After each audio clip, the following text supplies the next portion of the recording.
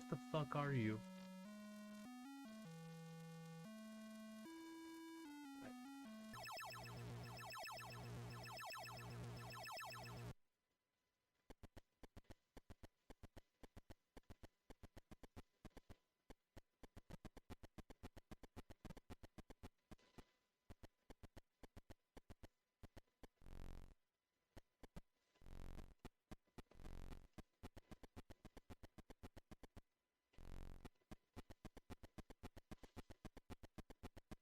Things stay buried for a reason.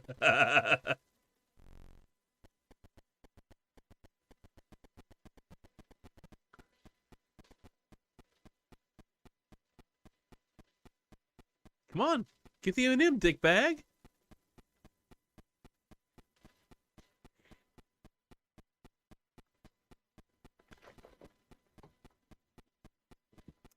So, Silent, since you are not my age, there was a movie that came out called E.T. the Extraterrestrial, and it's a fun little romp.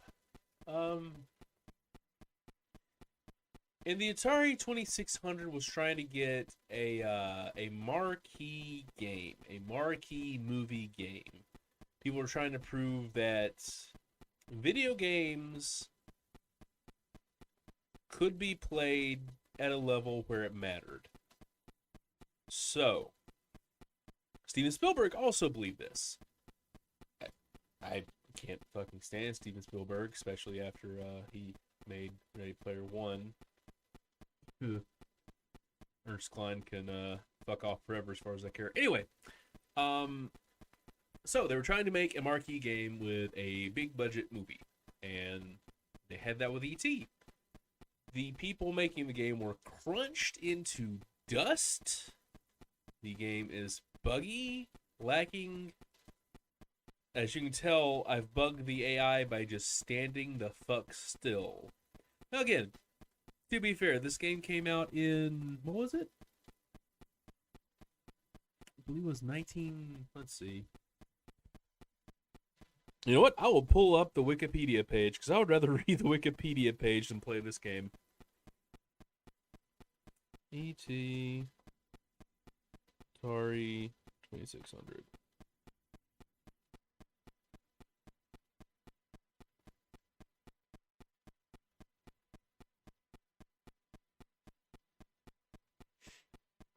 E.T. the Extraterrestrial is a 1982 adventure game developed and published by Atari Incorporated. The Atari 2600 video game console is based on the film of the same name and was designed by Howard Scott Warshaw. It was a pretty big name. The objective is to guide the eponymous character through various screens, collect 3 pieces of an interplanetary telephone that allow him to contact his home planet. Warsaw intended for the game to be innovative adaptation of Atari thought it would sell well based on the international box office success of the film. Negotiations for the game rights ended in late July 1982, giving Warsaw just over 5 weeks to develop it in time for the 1982 Christmas season.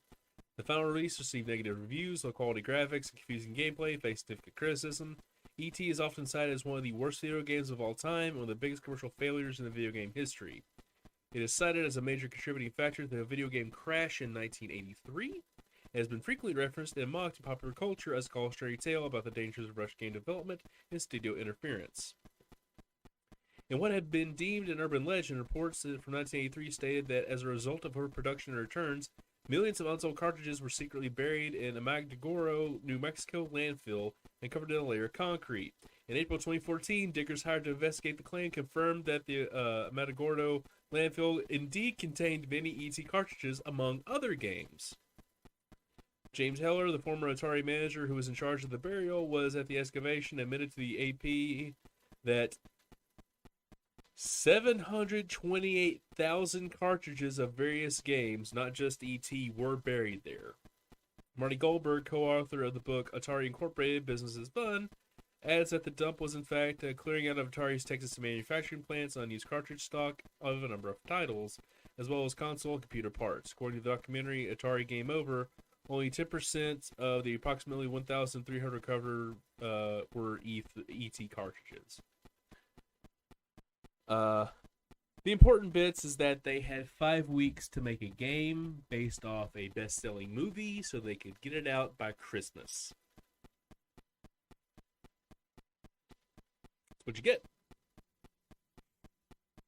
And again, this is just it's just bad. It's not even fun bad. Because you gotta collect the 3 parts to make the phone. So you have to fall to the pits to find the phone parts.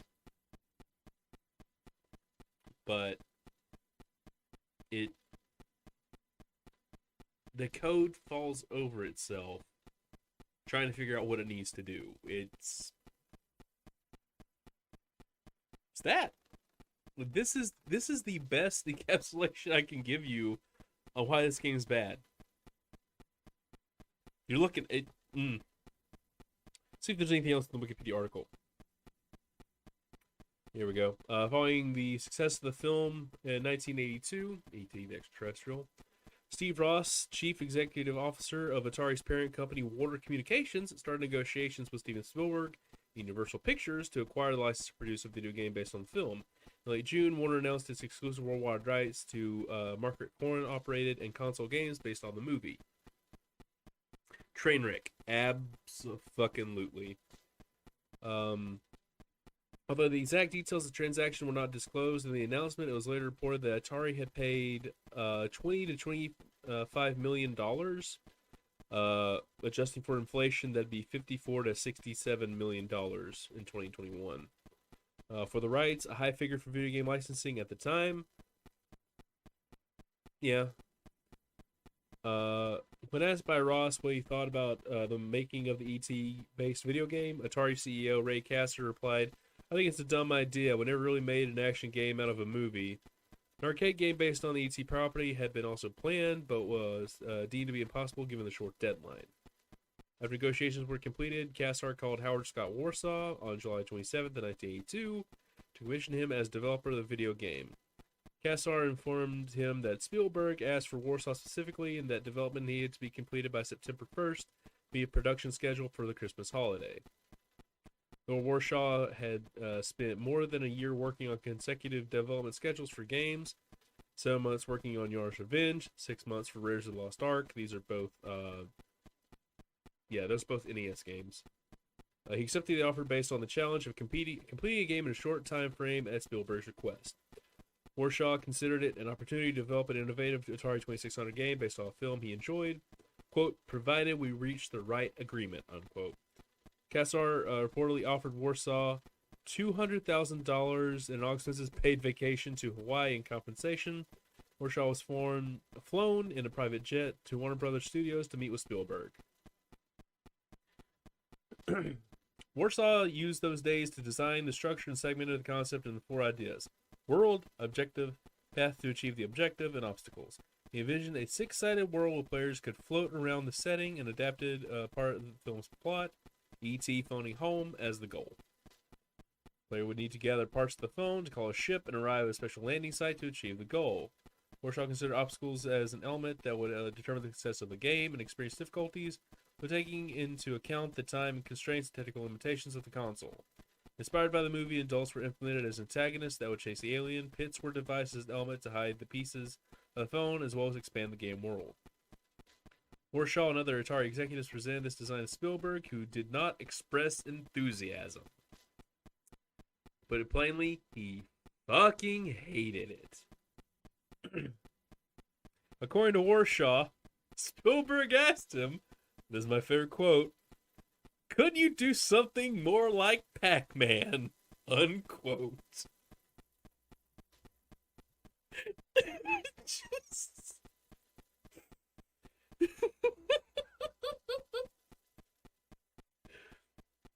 Believing the concept too derivative of a common game design, Warsaw proceeded with his concept, which he believed would capture the sentimentality he saw in the original film. In retrospect, however, Warsaw stated Spielberg's idea might have had merits.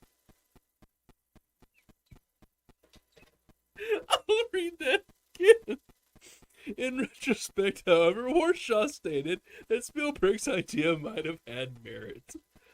He spent the remaining time programming. Atari anticipated enormous sales based on the popularity of the film, as well as its ability in the video game industry in 1982. Due to time limitations, Atari skipped audience testing. That's important. Emmanuel Gerard, chief operating officer of Warner at the time, later suggested that the company had fallen into a false sense of security by the success of its previous releases, particularly its console version of Pac-Man. I feel like Spielberg picked his words very carefully, which was commercially successful despite poor critical reaction.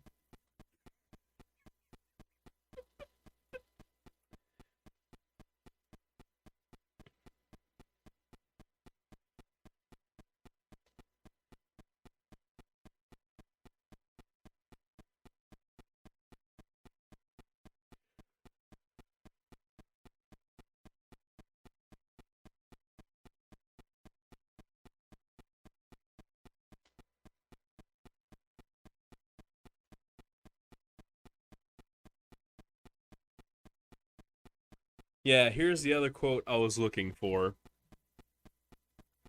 Uh, so ET's an adventure game, blah blah blah. So they're not M&Ms or Reese's Pieces. I forgot they're Reese's Pieces. I always thought they were M&Ms. My bad. E.T. has 3 lives, and if he dies within those 3 lives, Elliot can come in and revive him. E.T. can get a 4th life if the player find a germanium in one of the wells, according to the manual. The game ends, quote, when E.T. runs out of energy or when you decide to quit playing, unquote. Mwah.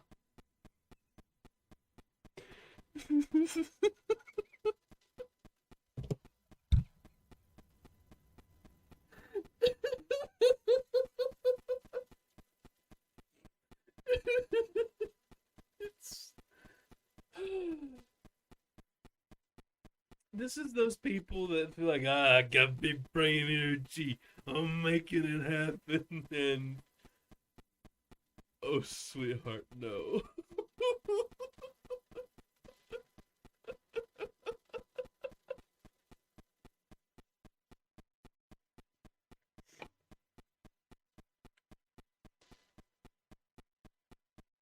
I'm just so happy now that in my streaming career, if you can call this a career, I have twice now locked video game AI from catching me due to a dumbass thing I did. Feels good. Unlike this game. Alright, let's see if I can find those 3. Hey, there's one.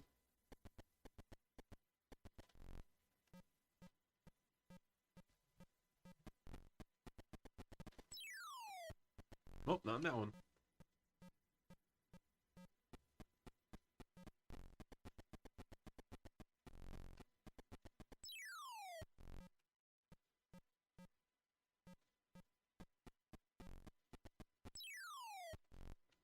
Oh, not any of those holes.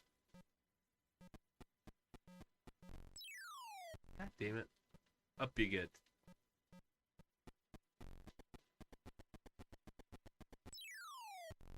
I didn't even...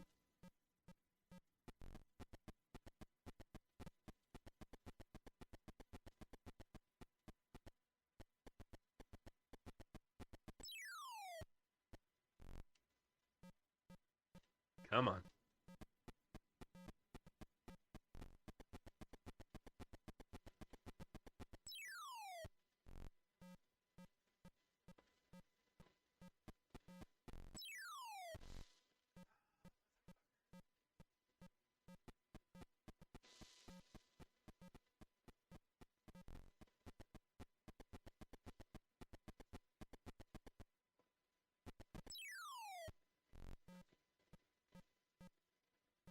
Come on.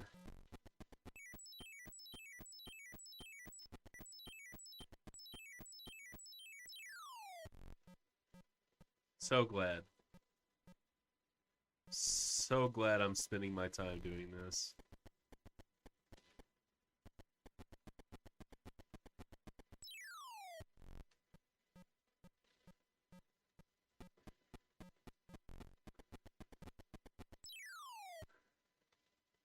He's not getting my goddamn Reese's Pieces. I stole them fair and square.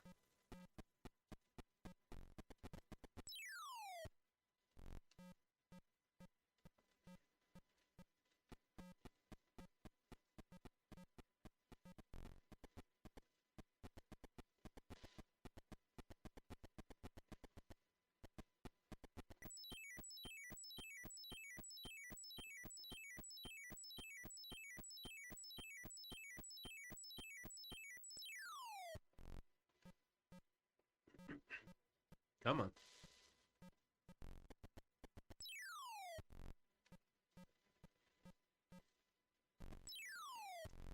Oh my god. E.T.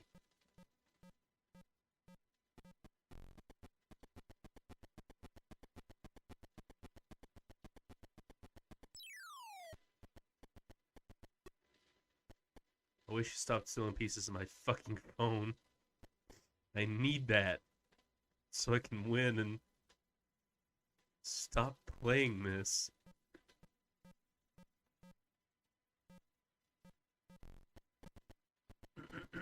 No, allegedly. Oh, no, no. Go back.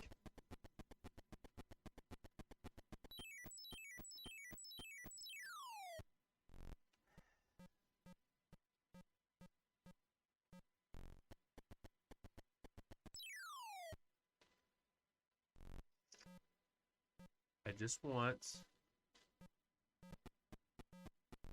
There we go.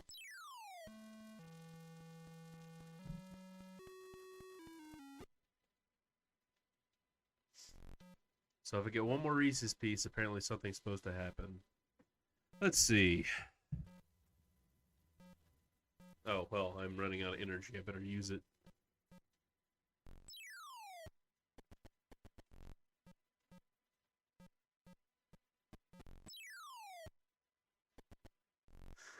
Oh, Christ.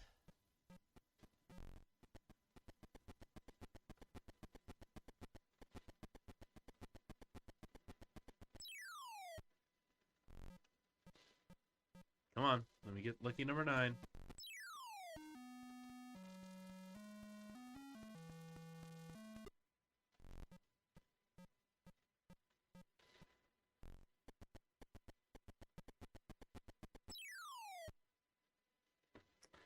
All right.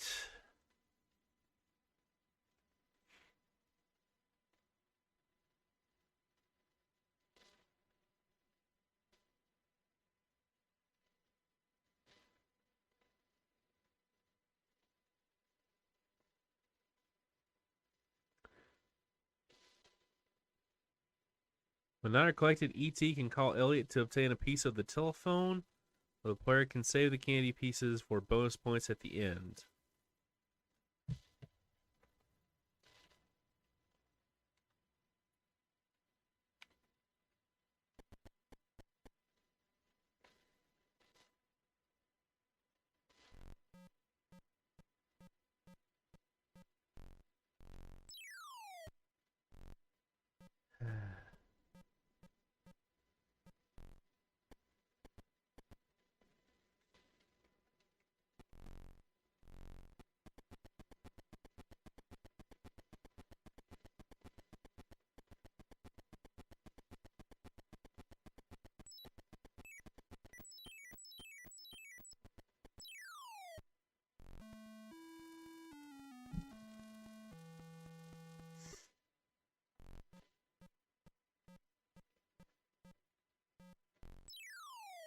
Truly, what a gift we have.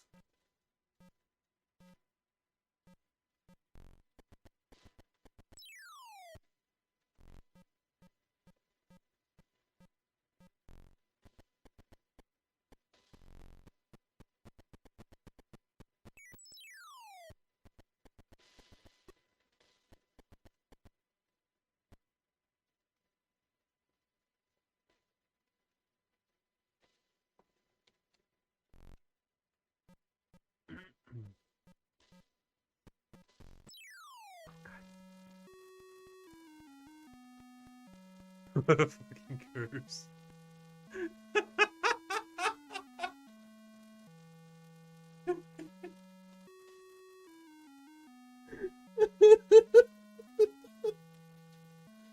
Oh my god. What's next on the list?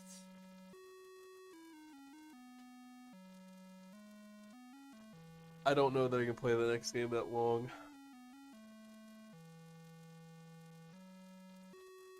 Ugh. Pardon me. Needs more of this.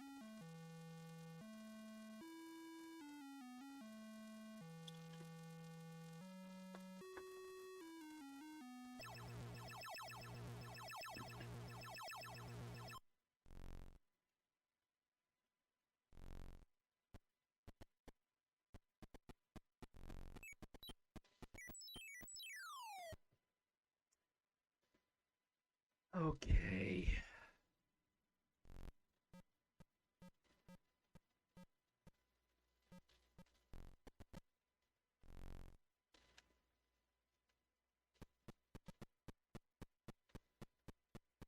Like, fuck you, man.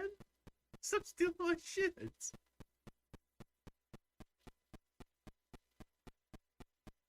What the game does if you just stand still?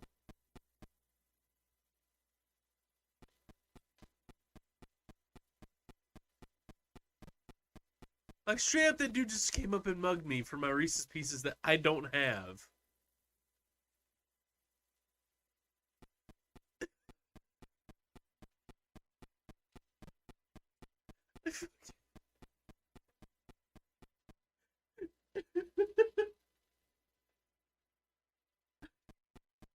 Oh my god.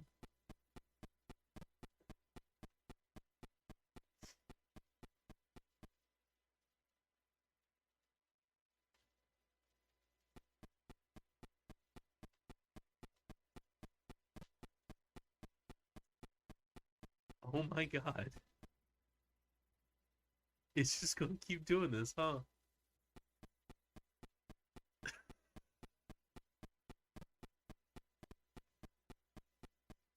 Holy crap. Once more? Yeah, there he went.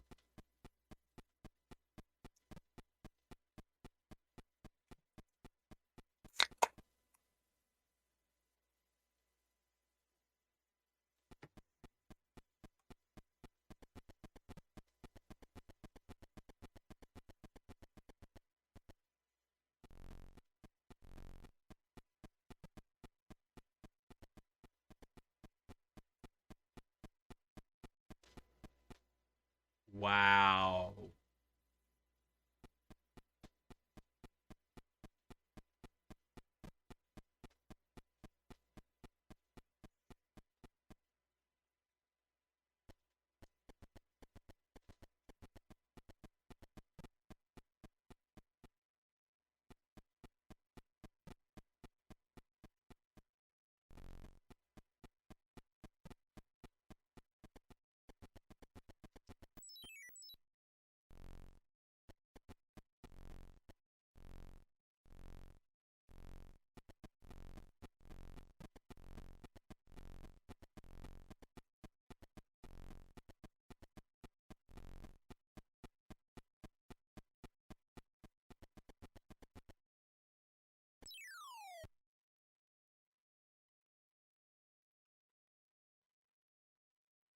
Like,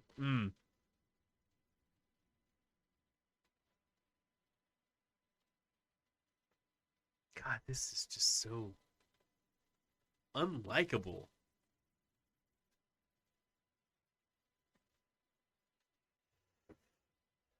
Let me look at something real quick.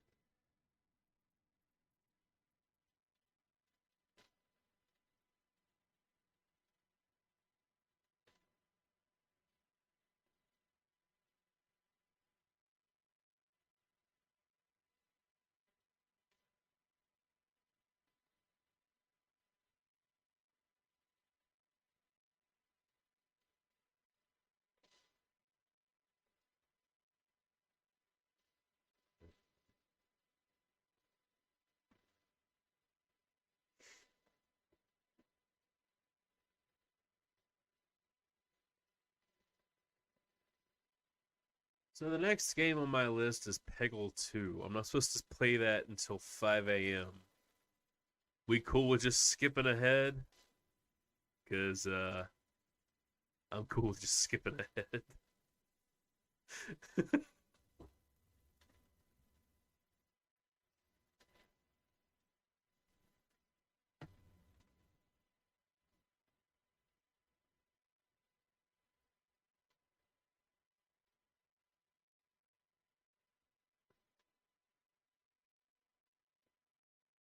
Let's see.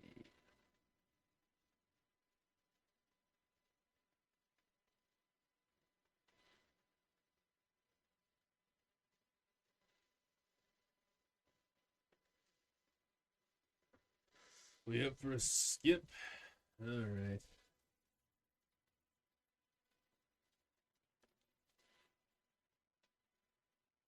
Hey, we're a quarter of the way there. How about that? Lucky us.